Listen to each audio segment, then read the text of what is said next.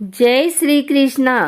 आइए सुनते हैं द्वादशी के दिन भगवान विष्णु की यह कथा। भगवान विष्णु को पीला रंग बहुत ही प्रिय है। भगवान की प्रतिमा के सामने पीला वस्त्र धारण करके पीला फूल और पीले चंदन से भगवान की पूजा आराधना करें तो भगवान बहुत जल्दी प्रसन्न हो जाते हैं। एक बार की बात है, नारद जी बैकुंठ आए थे।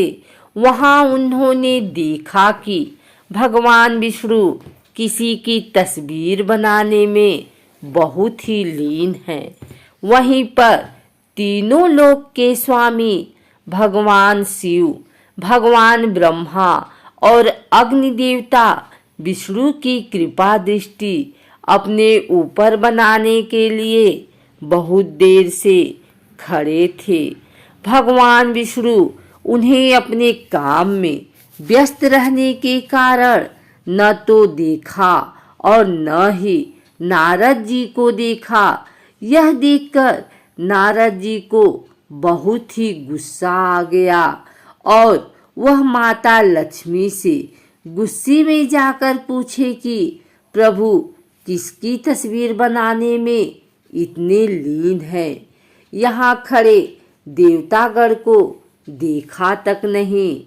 यह सुनकर माता लक्ष्मी ने मुस्कुराते हुए कहा, भगवान विष्णु अपने सबसे प्रिय भक्त की तस्वीर बनाने में लीन है। यह सुनकर नारद जी भगवान विष्णु के पास गए और उन्होंने भगवान विष्णु के बनाते हुए चित्र को देखा। नारद जी को यह देखकर आश्चर्य हुआ कि भगवान विष्णु एक गंदे अर्धनग्न व्यक्ति की तस्वीर बना रहे थे। नारद जी को यह देखकर बड़ा गुस्सा आ गया। ऐसे तस्वीर के लिए भगवान विष्णु ने हम लोगों को देखा तक नहीं। यह सोचते हुए नारद जी उल्टे पांव से पृथ्वी लोक पर चले गए। कुछ दिनों तक भ्रमण करने के बाद उन्हें एक जगह पर पशुओं के चमड़ों से घिरा हुआ एक चर्मकार दिखा। उसे देखकर नारद जी ने तुरंत पहचान लिया कि भगवान विष्णु इसी के चित्र बना रहे थे। उस व्यक्ति के पास से काफी दुर्गंध आ रही थी। इस वजह से नारद जी उसके पास नहीं जा सके।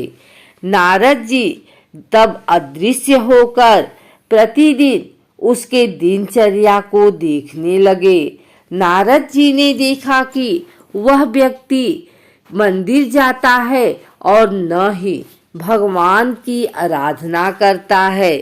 यह देखकर नारद जी सोच में पड़ गए कि ऐसा व्यक्ति भगवान का इतना प्रिय कैसे बन सकता है। नारद जी को यह सोचकर बहुत गुस्सा आ गया और उन्होंने भगवान विष्णु को श्राप देने के लिए अपनी तेजस्वी हाथों को ऊपर उठाया।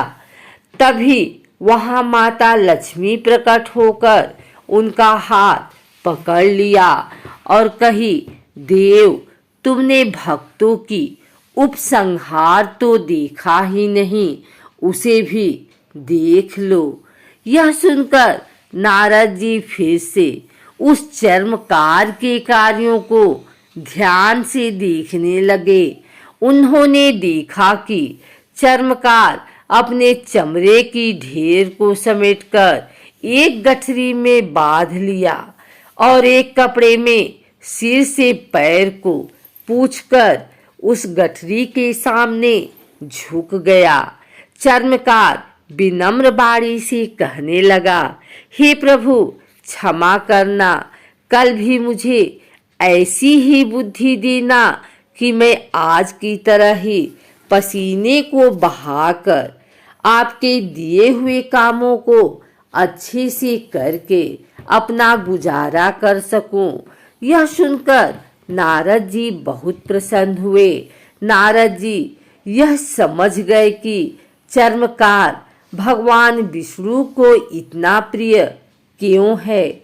इस कहानी से साफ पता चलता है कि जो व्यक्ति अपनी आजीविका को प्रभु का दिया हुआ वरदान समझकर भक्ति के साथ उस कार्य को करते हैं, वही व्यक्ति भगवान के हृदय के बहुत करीब होता है।